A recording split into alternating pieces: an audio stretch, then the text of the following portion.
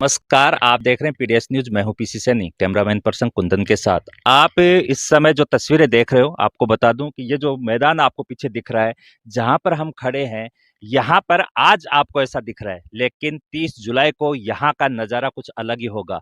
सावन का महीना और सावन के महीने में भगवान शिव की पूजा बहुत बड़ा महत्व है। जानकारी के लिए बता दें कि इस समय हम ग्राउंड रिपोर्टिंग पे हैं संस्कृत स्कूल, जो कि भ्रन की ढाणी थोई पंचायत में आती है, वहीं पर जहां 30 जुलाई को होगा सामूहिक विशाल पार्थिव शिव महारुद्र अभिषेक। इसका आयोजन थोई पंचायत के लोगों के सहयोग से, उनकी भावना से और भगवान शिव के प्रति उनकी आस्था से हो रहा है। यहाँ पर जहां हम खड़े हैं, यहाँ आप देख सकते हो इस समय इस पोस्टर का विमोचन भी किया जा रहा है। इसके आचार्य होंगे पंडित देवकीनंदन शास्त्री रामपुरा थोईवाले, जिनके सानिध्य में ये रुद्राभिषेक जो है यहाँ पर आयोजन होगा। काफी दिनों से इस आयोजन को लेकर यहाँ पे तैयारियां चल रही हैं। पहले रामनवमी पर्व को भी बड़ी धूमधाम से मनाया गया था, और अब भगवान शिव की बारी है। भगवान शिव को मनाने के लिए भी, क्योंकि सावन के महीने में भगवान शिव की जो पूजा करता है, ऐसा शास्त्रों का मानना है कि उनकी मनोकामना पूर्ण होती है। यहाँ तक कि भी देवी देवता भी भगवान शिव को प्रसन्न करने के लिए, भगवान शिव की कृपा प्राप्त करने के लिए उनका रुद्राभिषेक करते हैं। तमाम जानकारी हम जुटाएंगे यहाँ से। पंडित जी जो है, शास्त्री जी जो इसका संचालन करेंगे इस रुद्राभिषेक का, वो भी यहाँ पर हैं। सरपंच थोई के रामप्रकाश जी यहाँ पर है, और उनके साथ साथ तमाम लोग यहाँ पर हैं। उनसे भी जानेंगे कि रुद्राभिषेक को लेकर उनकी क्या तैयारियां हैं, और आने वाली 30 जुलाई थोई पंचायत को किस तरह से मिलने वाली है। 30 जुलाई थोई पंचायत में कैसा होगा, वो तमाम बातें हम जानेंगे। सहयोगी साथी से कहूंगा कि एक बार आगे। तो सबसे पहले पंडित जी आपसे शुरू करेंगे, क्योंकि आपके सानिध्य में ये महारुद्राभिषेक किया जा रहा है, तो इसकी भूमिका क्या है, ये जीवन में कितना जरूरी है? सबसे पहले मैं पीडीएस न्यूज़ को धन्यवाद देना चाहूँगा शुक्रिया। कि आपने यहाँ आकर के इस धार्मिक कार्य के क्षेत्र को अनेक क्षेत्रों में, अनेक गांवों तक पहुंचाने का प्रयास करेंगे। आपको और आपके साथ आपकी सारी टीम को मैं बहुत बहुत धन्यवाद देता हूं, बधाई देता हूं। श्री शैलराज तनया वदनारविंदम सौंदर्यपान मद घूर्णित नेत्र भृंगम हेरंब मूर्धि सरसम निहिते कपाणिम वंदे प्रसन्न मनसम प्रभुमेकलिंगम। नमः संभवाय च मयो भवाय च नमः शंकराय च मयस्कराय च नमः शिवाय च शिवतराय च। शास्त्रों में कहा गया है भगवान शिव शीघ्र प्रसन्न होने वाले देवता कहे हैं। भगवान शिव का एक पर्यायवाची शब्द आशुतोष है। आशुतोष शब्द का सामान्य अर्थ होता है शीघ्र प्रसन्न होने वाले। और यह जो कार्यक्रम किया जा रहा है श्रावण मास, और श्रावण मास के साथ साथ अत्यंत ही कई वर्षों के अंतराल के बाद में श्रावण अधिक मास जो आया है, बहुत वर्षों बाद आया है, लगभग 20 वर्ष बाद। श्रावण पुरुषोत्तम मास और प्रदोष जो भगवान शिव जी की तिथि मानी गई है, प्रदोष रविवार के दिन दिनांक 30 जुलाई 2023 को यह कार्यक्रम पार्थिव शिव महारुद्राभिषेक के रूप में एक विशाल भव्य महोत्सव के रूप में आयोजित किया जाएगा। यह कार्यक्रम सुबह 9:15 से प्रारंभ होगा, जो सायंकाल 5:15 बजे समापन होगा। इसमें थोई गांव के क्षेत्र के आसपास, ढाणियों के और आसपास के गांवों से सभी जातियों के जोड़े सपत्नीक बैठेंगे, और कार्यक्रम में भगवान शिव जी पर जलधारा, गन्ने का रस, कच्चा दूध, इसके साथ ही अनेक फलों के रस से भगवान पर अभिषेक करवाया जाएगा। शास्त्र कहते हैं पार्थिवम तु कलो युगे। कलयुग में हमने पार्थिव शिवलिंग का चयन इसलिए किया क्योंकि शास्त्र कहते हैं पार्थिवम तु कलो युगे। भगवान श्री राम जी ने भी लंका विजय प्राप्त करने से पूर्व रामेश्वरम जो ज्योतिर्लिंग है तमिलनाडु में, भगवान रामेश्वरम जो 12 ज्योतिर्लिंग में आते हैं, उनकी स्थापना भी इस पार्थिव शिवलिंग के रूप में भगवान श्री राम जी ने की थी। कलयुग में पार्थिव शिवलिंग की पूजा का विशेष महत्व है। सबसे पहले यह विचार मेरे मन में आया मैंने सरपंच जी श्री राम प्रकाश जी को मेरा विचार बताया, तो वो मेरे विचार से सहमत हुए और उनकी सारी टीम और क्षेत्रवासी भी बड़े सहर्ष के साथ इसमें भाग ले रहे हैं। तो पंडित जी उस दिन जो यहाँ जोड़े होंगे, उनके लिए क्या सुविधा रहेगी? मतलब किस तरह से उनको आना है, उनको क्या सामग्री लानी है, तो व्यवस्था क्या है? देखिए, जोड़ों को प्रत्येक यजमान के पास एक-एक विद्वान होगा। पूजन सामग्री की संपूर्ण व्यवस्था यही मंदिर परिसर में उनको उपलब्ध करवाई जाएगी। घर से लाने की जो सामग्री है, एक थाली, लोटा, परात, पाटा, एक तौलिया गंजोड़े के लिए और एक बाल्टी। ये चीज़ें यजमान को घर से लेकर आनी है और वो यजमान कार्य के पश्चात उनको वापस अपने घर ले जाएगा। पूजन सामग्री की सारी व्यवस्था और विद्वान हम उपलब्ध करवाएंगे प्रत्येक जोड़े को। शुक्रिया शास्त्री जी, आपने जानकारी दी। तो ये तो आपने सुना कि जो यहाँ पर जोड़े जो बैठेंगे, जो रुद्राभिषेक होगा वो था। अब इस आयोजन को लेकर क्या तैयारियां की गई? अब तक क्या तैयारियां हो गई? कैसे इसकी मॉनिटरिंग की जा रही है? वो तमाम बातें हम जानेंगे थोई सरपंच रामप्रकाश जी सैनी से, जिन्होंने सर दिवाली आया इस बार का। नमस्ते सर। हाँ सर, नमस्ते। सर मैं आपसे कुछ बातें करना चाहता हूँ कि दिवाली आई, जी। उसमें भी आपने मार्केट को एक नई दिवाली दी। भाई मार्केट को डेकोरम करना ताकि ज़्यादा से ज़्यादा लोग मार्केट में आए, और उसका असर भी हुआ और सबने तारीफ भी की। रामनवमी का पर्व आया, उसमें भी आपने अच्छी कप्तानी की, सबका सहयोग आपको मिला। और अब ये महारुद्राभिषेक, नमस्ते सर। भूमिका क्या है? इसकी भूमिका के बारे में मैं बता रहा हूँ आपको कि ये प्रोग्राम अभी देवकीनंदन जी आचार्य हैं हमारे, जी, उन्होंने हमारे को बताया कि ऐसे मार्गदर्शन दिया है कि ऐसे प्रोग्राम ग्राम पंचायत में होना चाहिए। जी, तो इसके बारे में जब गांव के लोगों से चर्चा की गई तो उनने सभी ने बताया कि ये तो बहुत पुण्य का काम है जी, और भगवान शिव का है। सावन का महीना चल रहा है, अधिक मास का महीना चल रहा है और फिर प्रदोष है, जी, तो उसमें ये प्रोग्राम होना चाहिए। जी, उस हिसाब से हमने सभी ने ये करके, और देखो एक आदमी के बस में कुछ नहीं होता है, जी सर। सब कार्यकर्ताओं की टीम है, गांव के लोगों का आशीर्वाद है, सभी गांव के बड़े बुजुर्ग इसमें सहयोग कर रहे हैं जी। और उन्हीं के आस्था के को लेके हम आगे बढ़ रहे हैं।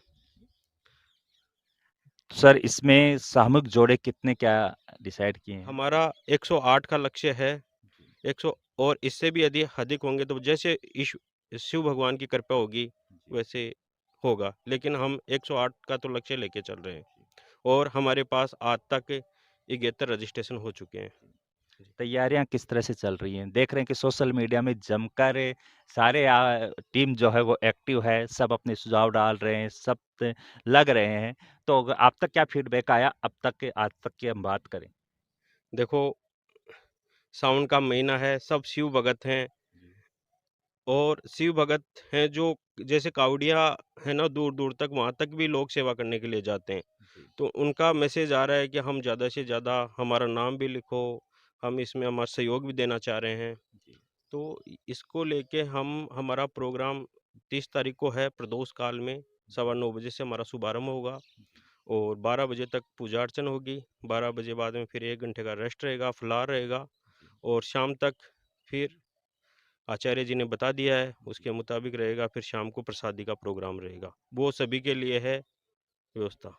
सर कैसा क्या लग रहा है कि जब पंचायत लेवल पे ऐसा कार्यक्रम होता है, उसकी कप्तानी आप कर रहे हो? वो सब ग्राम वासियों का सहयोग है, जी, उसके पीछे हैं। जी, थैंक यू। जी। सर आप बताएं इस महारुद्राभिषेक को लेकर। सबसे पहले तो ओम नमः शिवाय। जी, ओम नमः शिवाय। अभी जैसे पंडित जी बता रहे थे कि पार्थिवम तु कलो युगे, जी, कि इस कलयुग में पार्थिव शिवलिंग का रुद्राभिषेक, महाअभिषेक करना अत्यंत अनिवार्य है। क्यों? जी, क्योंकि इस कलयुग में प्रत्येक व्यक्ति से कहीं न कहीं, किसी न किसी रूप में कोई न कोई पाप अवश्य होता है। जी, तो उस पाप का निवारण इस कलयुग में यही बताया गया है कि श्रावण मास हो, पुरुषोत्तम श्रावण मास हो, उसमें भी प्रदोष हो और उस प्रदोष काल में यदि आप पार्थिव शिवलिंग का निर्माण करके महाअभिषेक करते हैं, तो सारे पापों का अंत निश्चित है। तो इसी संकल्प को लेकर के पंडित जी ने ये संकल्प सरपंच साहब को बताया और सरपंच साहब ने ये संकल्प एक बार अभी पिछले रविवार को सर्व समाज की मीटिंग सीताराम जी के मंदिर में हुई और सभी वहाँ पर बुद्धजन एकत्रित हुए। सबने यही सोचा कि हाँ, ये कार्य तो हमारी इस ग्राम पंचायत में होना ही चाहिए। उसी का अनुसरण हम सब सारे कार्यकर्ता मिले हुए हैं, सारे ग्रामवासी मिले हुए हैं और गाँव के चाहे छोटे हों, चाहे बुजुर्ग हों, चाहे युवा साथी हों, चाहे महिलाएँ हों, सभी में इस आयोजन को लेकर अति उत्साह देखा जा रहा है। और इसके जो व्यवस्था पक्ष के बारे में आपको बताया कि इसका बौद्धिक पक्ष तो पंडित जी ने आपको बता ही दिया कि जी। विद्वान कैसे होंगे, सामग्री क्या-क्या होगी और जो व्यवस्था पक्ष रही, व्यवस्था पक्ष माननीय सरपंच साहब देख ही रहे हैं कि फलाहार की व्यवस्था कैसे होगी, कितने बजे होगी, भोजन की व्यवस्था कैसे होगी, लोगों के लिए भी है या नहीं है, सारी व्यवस्थाएँ सरपंच साहब देख रहे हैं। और हम सब जो कार्यकर्ता हैं, जो ग्रामवासी हैं, जो शिव भक्त हैं, उनका तो केवल एक ही टारगेट है कि ज़्यादा से ज़्यादा लोगों तक इस कार्यक्रम की सूचना पहुँचाई जाए और अधिक से अधिक पंजीकरण महाअभिषेक करने के लिए जोड़ों का किया जाए, ताकि वे इस कलयुग में, क्योंकि कलयुग में प्रत्येक व्यक्ति घर पर इस ऐसे कार्यक्रम को करने में असमर्थ होता है। तो सरपंच साहब का मैं तो आभार मानूँगा कि इन्होंने एक ऐसा संकल्प लिया, लोगों को जागरूक किया कि प्रत्येक आदमी एक जगह पर ही कम कॉस्ट में, जी, ये इम्पोर्टेंट बात बता रहा हूँ आपको, कम कॉस्ट में मात्र ₹1100 में जी। पंजीकरण करवा सकता है और इस महा उत्सव में शामिल हो सकता है। सर एक सवाल रह गया, अगर मान लीजिए कि जो सक्षम नहीं है पंजीकरण करवाने में और उनकी भी इच्छा है कि इस रुद्राभिषेक में वो सम्मिलित हों, तो उसके लिए? सर वो भी जुड़ सकते हैं, ऐसी कोई बात नहीं है, 1100 रुपये फिक्स हैं। बाकी हमारे को भामाशाह ऐसे बोल रहे हैं कि आप तो नाम लेके आओ, हम ऐसे है उनकी व्यवस्था हम खुद स्वयं करेंगे। जी, ऐसी कोई बात नहीं है, उनका वैसे ओपन नहीं रहेगी बात। जी। सर एक सवाल आपसे पूछूँगा कि जब भी कोई धार्मिक कार्यक्रम आयोजन होता है बड़े लेवल पे, आपके अंदर एनर्जी डबल हो जाती है, चेहरा जो है वो बिल्कुल खिल जाता है। इसका राज क्या है? हमने हम रामनवमी प्रोग्राम में भी देखा, उसमें भी आप इसी तरह से दिन-रात लगे हुए थे। देखो एनर्जी तो सरपंच साहब को देख कर के आ जाती है क्योंकि जी। हमारे गांव के युवा और उत्साही जागरूक सरपंच साहब हैं। एनर्जी तो इनमें कूट-कूट के भरी हुई है और जब हम इनको देखते हैं तो जी। इनको देख कर के वो एनर्जी हमारे में शिफ्ट हो जाती है। फिर हम तो कार्यकर्ता हैं और धार्मिक कार्यक्रम है, इसमें न कोई राजनीति करनी, न कोई और करनी, भगवान का नाम लेना, भोलेनाथ का नाम लेना और जी, कार्यक्रम को सफल बनाना, हम सबका तो उद्देश्य यही रहता है। जी। नहीं, कप्तान का फ़र्क पड़ता है, कप्तान जितना ऊर्जावान होता है, जितना कूल होता है, उतना ही वो आगे लेके चलता है, तो इसमें तो कोई शक नहीं है कि इनका जो ऊर्जावान भी है और स्वभाव जो है वो कूल है, जैसे महेंद्र सिंह धोनी से इनकी कल्पना कर सकते हैं। आप इस आयोजन को लेकर चलिए और चर्चा करते हैं।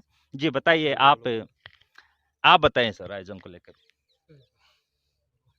ये जो श्रावण मास में रुद्राभिषेक हो रहा है, ये थोई में इतना पावन काम हो रहा है कि हम दूर दूर तक जाके शिव जी के दर्शन करके आते हैं। हम जैसे बलेश्वर जाते हैं, टपकेश्वर जाते हैं, जी, श्रावण मास में वहाँ पूजा करवाते हैं और सरपंच जी के एक विचार से थोई में ये प्रोग्राम किया जा रहा है। और मैं तो सरपंच जी को धन्यवाद दूंगा कि जब भी सरपंच जी कोई धार्मिक प्रोग्राम करते हैं और मेरे को अपनी टीम में रखते हैं, तो सरपंच जी को बहुत बहुत धन्यवाद कि ऐसे पावन कामों में वो मेरे को रखते हैं। इसके लिए मैं पहले तो सरपंच जी को बहुत बहुत धन्यवाद करूंगा कि सरपंच जी ने मेरे को इस लायक समझा है कि ऐसे धार्मिक कामों में वो मेरे को समझ आगे लाते हैं। बाकी ये एक प्रोग्राम जो है शिव जी का हम दूर जाके कर रहे हैं और सरपंच जी और ग्राम पंचायत की जनता के द्वारा थोई में किया जा रहा है, उससे उससे बड़ा कुछ नहीं है। यहाँ 108 जोड़े का टारगेट जो है, 108 नहीं जोड़े और भी ज़्यादा होंगे, लेकिन 108 जोड़ों की पूजा में मैं एक कार्यकर्ता ही हूँ। 108 जोड़ों की सेवा अगर यहाँ करने को मेरे को मिलती है तो मैं अपने आप को बहुत बहुत धनी समझूंगा। शुक्रिया सर जानकारी के लिए।